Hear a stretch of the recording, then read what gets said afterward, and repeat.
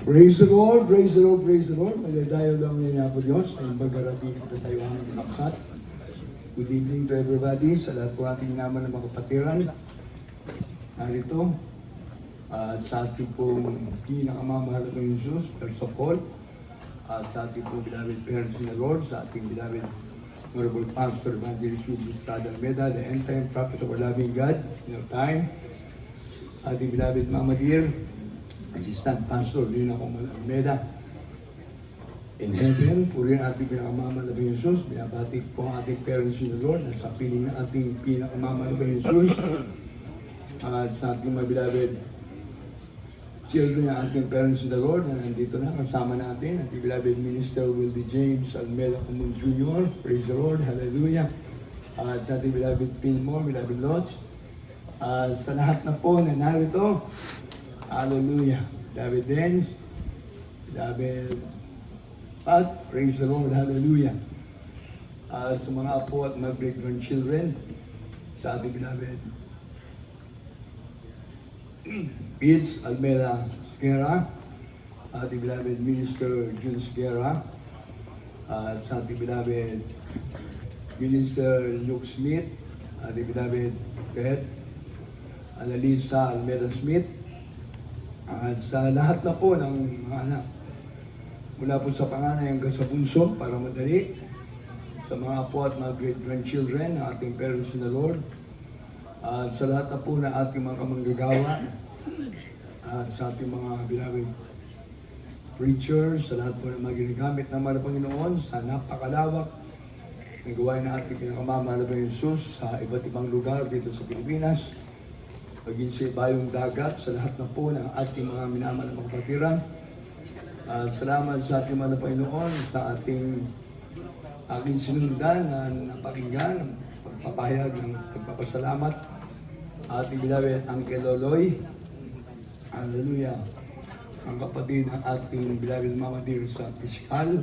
Salamat sa ating mga Panginoon na talagang ang Diyos natin ay mabuti. Amen? Hallelujah, ang Diyos natin ay walang kasimbait sa bawat isa sa atin. Amen? Hindi natin mababayaran lahat ng mga bagay natin na natanggap sa ating pinakamamahal na Diyos. Salamat sa panalangin, pagluhod, turo at aral. Ating beloved parents in the Lord na hindi natin makakalimutan. Lagi nga natin inaalala na kung saan wala tayo dito kung wala ang ating parents in the Lord. Yes. At ngayon, pinagpapatuloy ng mga beloved Almeda family mula sa panganay hanggang sa bunso. At siyempre nandiyan ang mga beloved ministers, kanilang mga anak, mga apo ng ating mga pastor, mga great-grandchildren, sa buong pamilya ng Almeda and Comun at sa lahat po ng beloved ministers na nandyan, na naging talagang sila na ang bumabalikat ng napakalaking gawain ng ating mahal na Panginoon. Amen. Kung sila'y binigyan ng pagkakataon ng ating parents in the Lord na nag-aasikaso na ngayon ng ating mga gawain, tayo po na mga kamanggagawa ko. Huwag tayo maging pasan sa kanila, kundi makipasan tayo sa napakabigat na obligasyon ng bawat isa. Amen. Kaya nga tayong lahat ay pinagpala. Walang nandito na hindi pinagpala ng Diyos. Amen. Lahat tayo ay talagang pinagpala ng mahal na Panginoon. Amen. Kaya nga ako nagpapasalamat sa ating mahal na Panginoon sa ilang mga bagay na nabanggit ang ating beloved mga dear sa akin na hindi ko makakalimutan. Na kung saan, bago kasi ako nag-worker sa ating pastoral house, kumbaga nag-a-attend lang ako dati sa Urdua. Doon po sa Sumakwel Village sa Urdua. Mati lang ako, sumasama lang ako sa mga kapatiran na nauna, yung mga nandun sa lugar po ng Baliches, sa Uyo.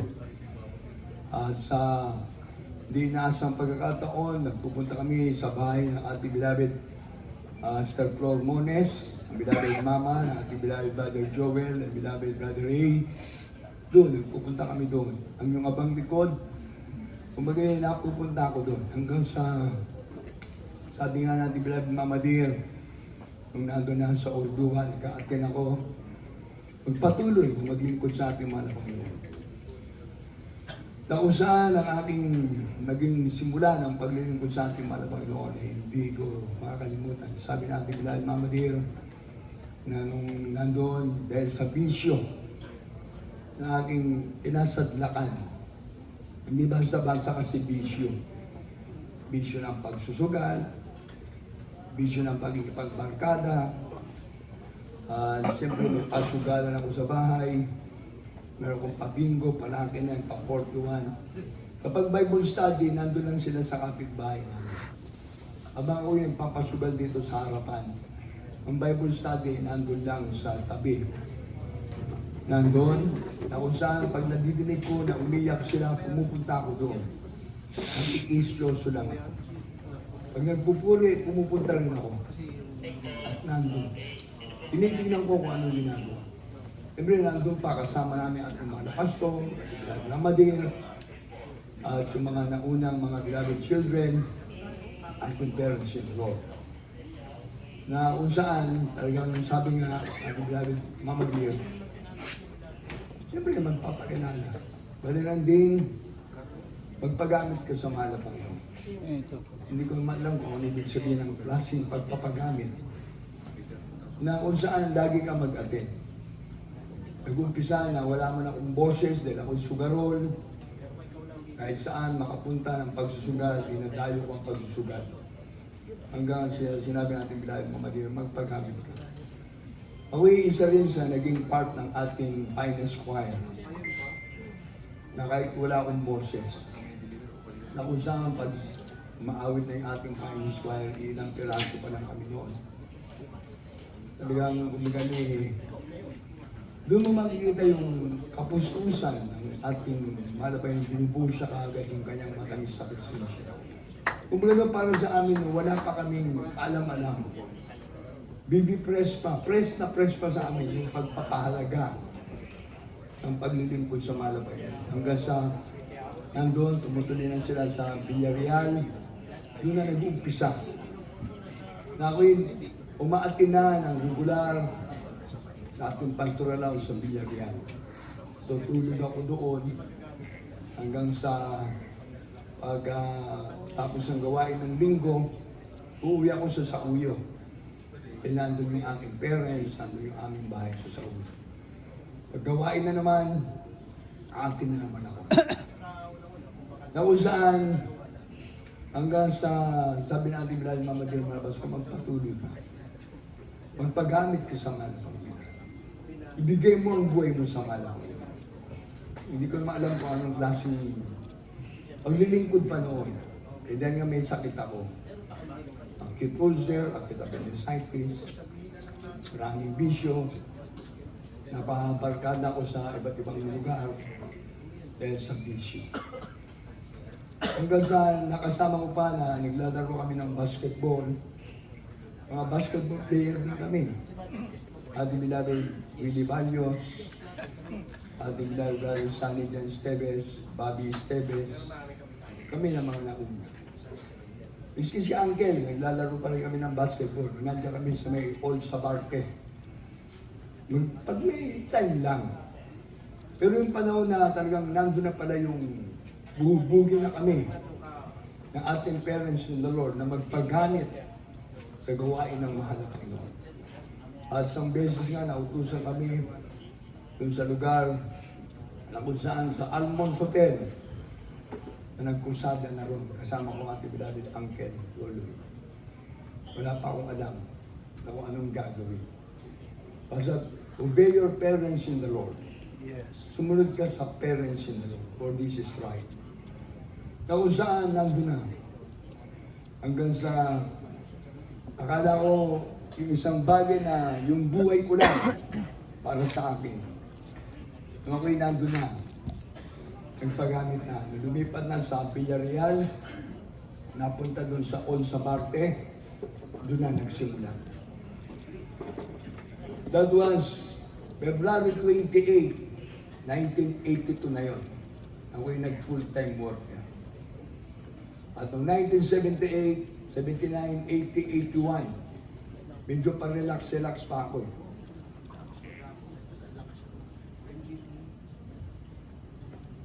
Hindi pala pwede yung nagre-relax ka sa paglilingkod sa malapag. Amen. Eh, yung sinabi natin dahil Mama Dio, maging seryoso na. Hanggang sa talagang, yun na, nag-full-time worker na ako, 1982. Doon na sa Old Sabarte. Doon na rin nagsimula yung aking first tungkulin. Di ba sa tungkulin? Napunta kagad ako sa menial duty. Kami ang naglilinis ng pastoral house. Sa flooring, ating beloved preacher Edgar Dayawon, at isa pang Dayawon, Cesar Traqueña, sila Nick, kakasama kami doon. Kukunti pa lang kami, 13.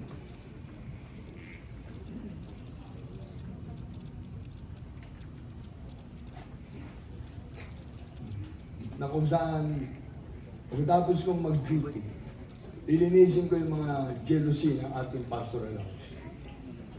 Maglilinis ako ng surrounding. Mawalis ako ng buong paligid. Hanggang doon sa CR.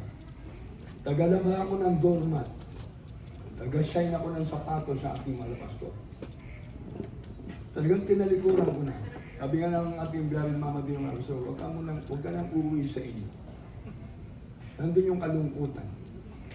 Dahil sa uyo lang, tsaka doon sa pastoral house natin, napakadaling sumakay. Pag sumakay ka ng pass bill, makakauwi na ako. Nag-umpisa ang aking blessing as 2 pesos. 2 pesos.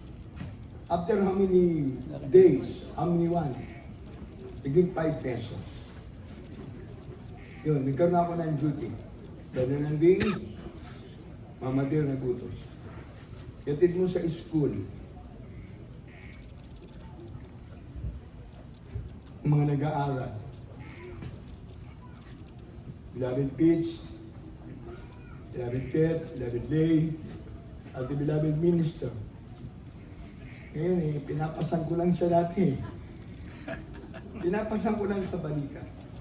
Kasi hindi naman sa pag-ano nahiya maglakad kasama kasi mga ate niya. Ako, hawak-hawak ko siya. Duty ko yan Pag sinabing nabibigatan sa bag niya, papasanin ko siya. Ngayon, hindi ko na mapapasan. I thank the good Lord. Ayun ang naging duty ko. Hindi ko sila iniwanan sa school. Alam niyo naman, maraming mga istambay. Hindi pa uso yung bully-bully na yun. Ang alam ko na yung bully-bully, yung tumatakbo sa babae. Ngayon, iba na. Pag naglalakad kami, umuwi, naabot kami ng ulan minsan, nakakalimutan ko magdala ng payong.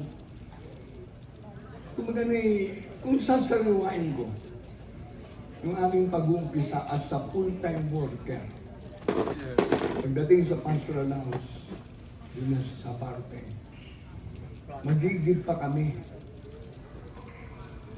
Magbobomba ng tubig sa poso. Ang tagabuhat, ako tsaka si Dayawon, hindi naman makasama kami. Yung isang Dayawon, driver. Kaya yung isang Dayawon ang kasama ko. Ang beloved Edgar. Cesar Traqueña. Pag every service, yung sasakyan natin yung maliit na Ford Fiera pa, na orange. Ang daming tirik ang inabot namin yan. Talagang grabe. Tiniis sa ating parents na Lord. Sakripisyong tagang napakaliwanag sa sikat ng araw. Hindi makakalimutan. Hanggang sa dumating yung time, yung na kami nadagdagan ng pasama, yung sa Old Sabarte, pagkatapos nalipat na tayo sa Villaronet. Doon. Pusada. Kami ang naging first na utos sa ating beloved Mama Dio Marcos. Huwag kayong magpapaya. Prayer. prayer. Ang pinakapuhunan ay prayer and fasting. Yes, amen. Kaya ngayon, doon sa mga nagpupuhunan ng financial, iba na ang puhunan ninyo. May Gcash na kayo eh. Iba na. Sa amin, 2 pesos, 5 pesos, yan ang naumpisa akong blessing. Sa kabila na ako'y kumikita sa pagkukubra ng karera, nag-hayalay. Pero tinalikuran ko nga. Dahil sabi ni Beloved Mama Dear, mag-full-time worker ka. Yes, amen. Kaya nung ako'y nagpaalam sa amin, sa bahay namin, hindi nila ako maintindihan. Ang father ko, nasa Saudi Arabia. Umuwi sa Pilipinas para pagalitan lang ako. Naranasan pa na aming beloved father, nag-ayos ng sasakyan natin beloved Minister Pogues, yung Subaru. Maraming kwento yun. Maraming kwento yun sa ating beloved Minister, Wildy James. Ang beloved father ko, para mapaniwala ko, sabi ko, kausapin ng malapas to, Mama Dear. Pinausap. Dahil driver siya. Ang naging first duty ng aking malama, yung naghahatak ng generator. Pero kami sasakyan na owner. Yung old model na owner. Talagang grabe yun. Sinasakripisyo ng father ko. From pastoral house, atake, papunta doon, kahit saan lugar na meron tayong gawain. Ang pinakamahabang paghahatak, yun nandun na tayo sa Mayhan Garden. Doon na. Nag-umpisa na doon. Ulanin, arawin, hanggang sa Amoranto. Maraming pagkakataon. Doon na naunawaan ng father ko na maging worker ako. Hanggang sa nabautismoan siya, aming pamilya, ilan sa aking auntie na bautismoan na kasama ko. Dahil nagkaroon sila ng pwesto ng tindahan doon sa baba. Ang kilala niyo si Aling Pining, si Mang Jo. Yun ang aking mga auntie, yung mga pinsang ko na nandun. Doon. Yan ang sinabi ko magpapasting ako para magamit ng mahal na Panginoon. Sabi ka agad nila, ano ka, magpapakamatay ka, hindi ka kakain? Hindi ka talaga kakain? Opo, dahil gusto kong magpagamit sa mahal na Panginoon. Yung mga nagsabi na ako'y magpapakamatay, nauna na silang mamatay. Pero hindi nga nila naintindihan. Hindi nila naintindihan yung pagpapahalaga ng prayer and fasting. Yes. Salamat sa ating mahal na Panginoon. Yung aking mahal na siyempre, mahal ko yun. Aking mahal na ina, mahal ko rin yun. Dahil hindi dahil sa kanila, wala ako sa sanlibutan ito. Sa aking mga kapatid, na kung saan talagang nandyan. Basta ang iniisip ko lang, sinabi na ating beloved Mama Dear, mga pastor, mag-full-time worker ka. Magpagamit ka sa mahal na Panginoon. Nag-iisa lang ako na nag-umpisa ako nagpagamit sa mahal na Panginoon. Nagkaroon akong pamilya, nagkaroon ako ng first wife, nagkaanak kami. Una, patay ka agad, yung first baby namin. Grabing iyak ko, grabing lungkot. First baby namin, baby girl. Tapos sabi ni Mama Dear, huwag kang magmukmuk. Mag-pray ka. Sabi ng mga pastor, mag-pray. Laging nangyayari. Laging nangyayari. Yung pala, parang naging offering ko sa mahal na Panginoon. First baby namin. Ang aking first wife. Si Tess. Tapos, sa madaling salita, nagkaroon ako ng anak, sunod-sunod. Yung pala yung blessing. Hindi ko pa alam yung blessing. Tapos sabi, magkakaroon ka ng anak. Sipin nyo, ako lang mag-isa dati. Tapos nagkaroon ako na ngayon ng 9 na anak. 5 babae, 4 na lalaki. At meron ako na ngayong apo, 21. Kaya salamat sa akin, mahal na Panginoon. Yun ang hindi ko rin makalimutan. Sabi ng ating malabas, Mama Dear, pagpapalain ka, magkakaroon ka ng mga anak. Yes, amen. Wala na akong trabaho. Worker kami. Walang sideline. That's right. Wala kaming ano. Ngayon, ewan ko sa inyo kung may sideline kayo. Bahala ko. Life nyo yan eh. Kung anong hanap buhay nyo, life nyo na yan eh. Basta sabi ni Mama Dear, full time. Kaya kahit saan ako i-assign. Full time. Nandyan yung mga heavy trials. Sabihin na lang natin, small trials, medium trials, large trials. Hanggang sa dumating pa ako sa double large. Pero kahit kailan, hindi ako lumabas ng pastoral house. Right. Hindi ko iniwanan ang pagiging worker ko. Kasi ang nagsabi sa akin, ang propeta ng Diyos, ang ating beloved mga pastor, at ating beloved mama, pinangawakan ko na yun. Kung saan, iba pala, pag naniwala ka talaga sa parents in the Lord, babasbasan ka ng Diyos. Yes, amen. Amen.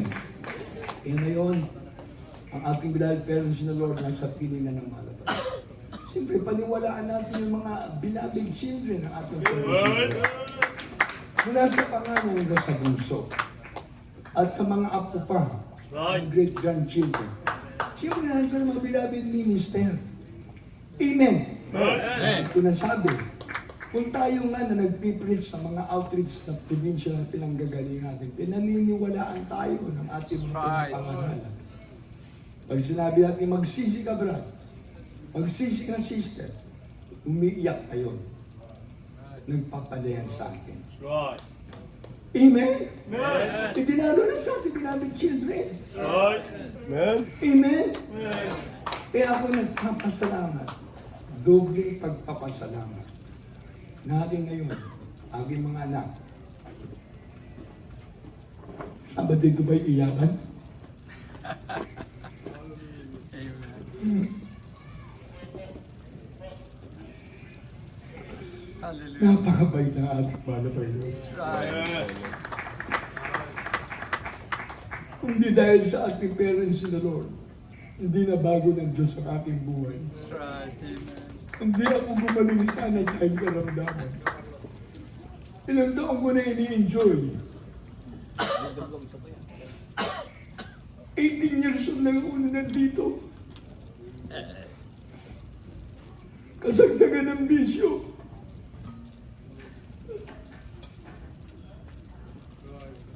Amen. Praise the Lord. Kasagsagan pa ng barkada yun. 18 years old lang. Sabi nga, buhay pinatilyo. Umaga pa rin, halos isang ganyan. Ang dinugtong na naman na pinon na buhay ko. Plus 48. I'm 66 years old na ngayon. Kaya pag maabot na ng July, natutuwa ako. Dahil ka-birthman ko, ate beloved mama niya. Parang kaming July. Siyempre natutuwa tayo dahil ate ba na pastor? Ate beloved minister. Pagkapareho ng birthday, every June.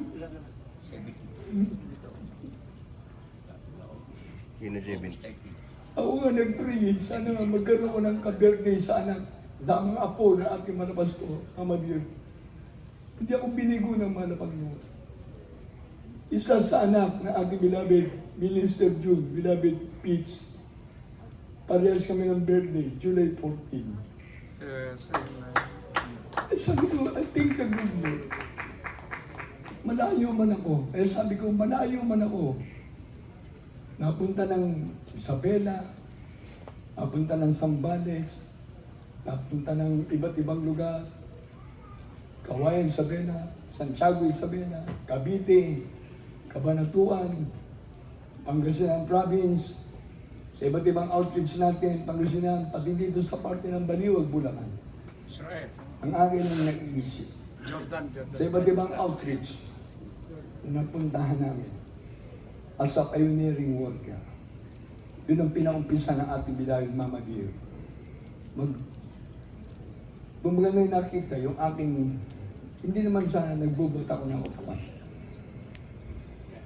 Yung pagsisikap, nagsikap, talagang nandun.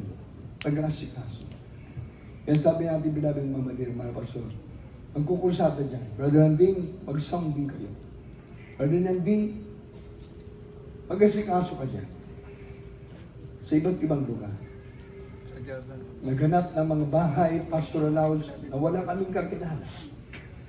Para meron matutuloyan ang aking pamilya. Ang first baby ko, si Grisila, pinanganak sa Indang Cavite. Yung second child ko, Ito man sa saka Pili artist. pinanganak sa Pampanga. Tawara si Ronaldo. Yung third son ko, si Eliboy, ipinanganak sa pastoral house. Yung pang-apat, si Gladys, ipinanganak na naman sa outreach. Yung pang-lima, ipinanganak na naman sa outreach. Yung pang-anim, pang-pito, magkakasunod, puro sa outreach. Kaya nakabuo ako ng siyam na anak Amen. sa iba't ibang lugar na outreach. Right. Hallelujah. Pero hindi ko nakakalimutan, ako'y worker. Pati ang aking mga anak, Yes. worker kaming lahat. Pati ang aking mga apo, Yes. sinasabi ko sa kanila, alalahanin niyo, pag umaatin tayo ng Miyerkules, bakit? Kasi naglilingkod tayo sa Diyos. Yes. Pag umaatin tayo ng Biyernes, bakit tayo nandun sa gawain? Nagpupuyat. Pinapahalagaan natin ang ating kaligtasan. That's right. Binabantayan natin ang pagbabalik ng mahal na Panginoon. Pagdating ng linggo, sama-sama na naman kami. Salamat sa mahal na Panginoon. Yes. Amen. Sila yung ating mga naging kasama sa ating pastoral house. Hanggang sa nagkaroon ko ng second wife sa Baguio, Florence, Gande, sa Manalang. Ako ngayon nagtakay. Meron akong siyam na anak. Minahal niya ako. Hindi naman ako binata, hindi naman ako pogi. Grabe, sabi ko, Wapo lang. minahal ako ng sister na yun. Magandang kanyang life sa Baguio. Dahil naging empleyada siya ng Texas Instrument. Naging empleyada siya. Hanggang sa, may bahay siya doon. Pagpunta ko doon sa Baguio, nagiging katulong lang ako. Nagalinis ako ng dapat linisin. Nakikitira lang ako. Bahay niya kasi yun. Nakikituloy lang ako. Kung ano iutos niya, susundin ko siya. Pero pagdating sa gawain, ako naman ang susundin niya. Yes. Amen. As a husband. At sabi ko, kung iniisip ko ngayon, may nakalak ko na meron na akong siyam na anak. Bibigyan sana ako ng anak sa kanya. Kaso umabot na yung tinatawag sa mga babae. Umabot na yun doon. Yan sabi ko, I thank the good Lord. Yan ngayon, meron na kaming apo, 21. Meron pang coming soon. Sabi ng Biblia, humayo kayo at magpakarami. That's right. Hindi magpakonti, kundi magpakarami. Amen. Sinusunod lang natin ang salita ng Diyos. Kaya kung ang Diyos natin ay mabuti, nagpapasalamat ako sa ating mahal na Panginoon. Dahil ang aking pagtayo sa inyo, ito'y blessing na mahal na Panginoon. Na magkakasama tayo. Lagi natin inaalala ang ating parents in the Lord. Right. Kahit saan tayo pumunta. Kung saan tayo pumunta, nandun ang kanilang backup prayer natin. May ingatan tayo naman tayo, magamit tayo sa ating mga gawain. Yan ang laging sinasabi ng ating parents in the Lord. Huwag kayong magpabaya. Yung Amen. manalangin, mag-ayun. Pagtayo nyo sa banal na pulpito, ang binabanggit natin, salita ng Diyos. May Right. pinangaral ng ating parents in the Lord. Dahil wala tayong alam dati. Amen. 0-0 tayo. That's right. Wala tayong kaalam-alam. Pero ngayon, salamat sa malapay mo. That's right. Pwede kaming umawit ng aking mga anak. Pinagpalas ko yan. Eliboy, dumating na si Isakar. Eliboy, Liboy. nandiyan. Doon mo lagay. Bilang pasalamat namin sa ating mga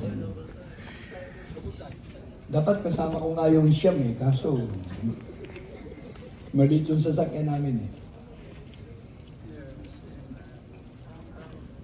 Hindi maganda ang boses ko. For the glory of God lang.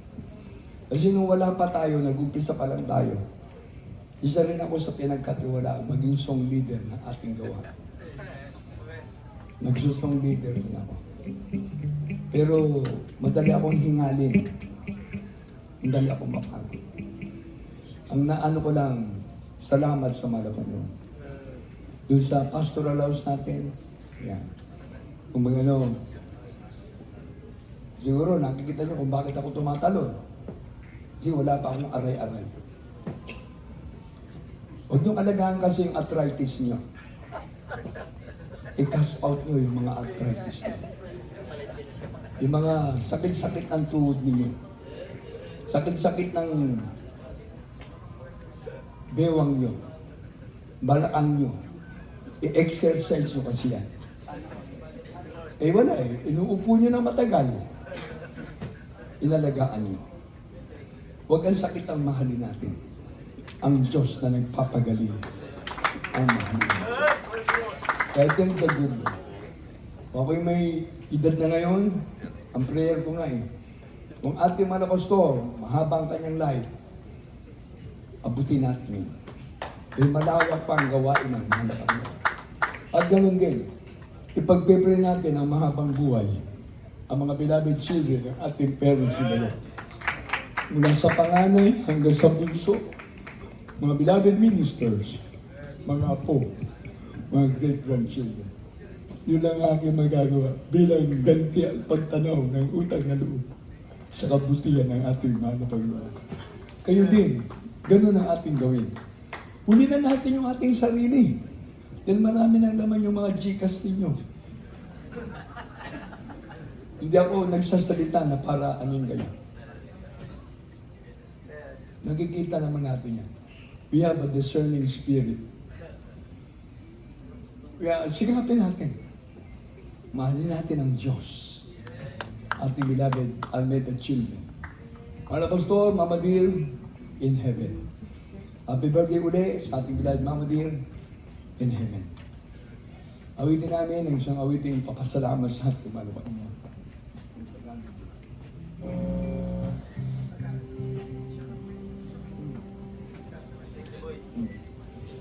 Awitin lang namin yung gaano man kalayo ang langit. Pilit natin mararating yung langit. Malayo man ang langit, pero para sa atin, papunta na tayo doon. Dahil anak tayo ng Diyos, naghihintay sa atin, ating pinakamamahal na Panginoon Jesus.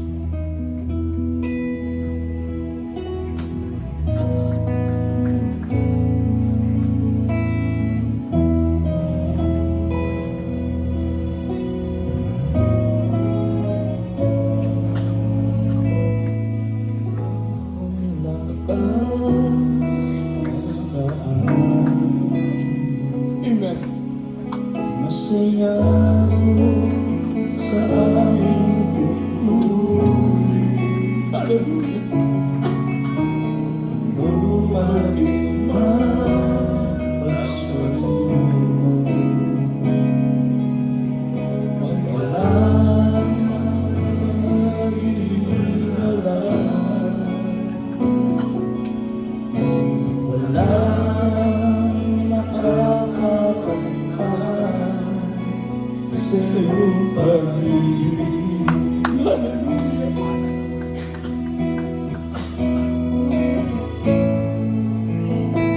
Ikaw ang lakas sa akin. Hallelujah. Masaya ako sa aking tungkulin. Dumating man ang sulong.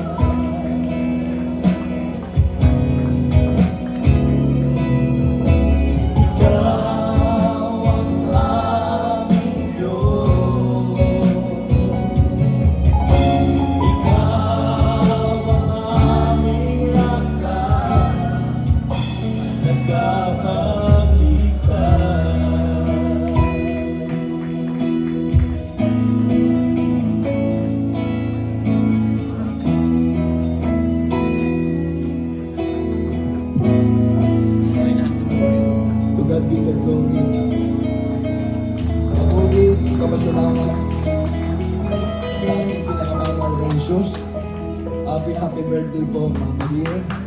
Puri ng Diyos. Hallelujah. Amen. Amen. Praise the Lord. Palapakan po natin ating malapang God bless you. We're the picture ng being a mother. Praise the Lord. At mami na mahal. Tuloy-tuloy po tayo. At natawag ko ito beloved Brother Jimmy.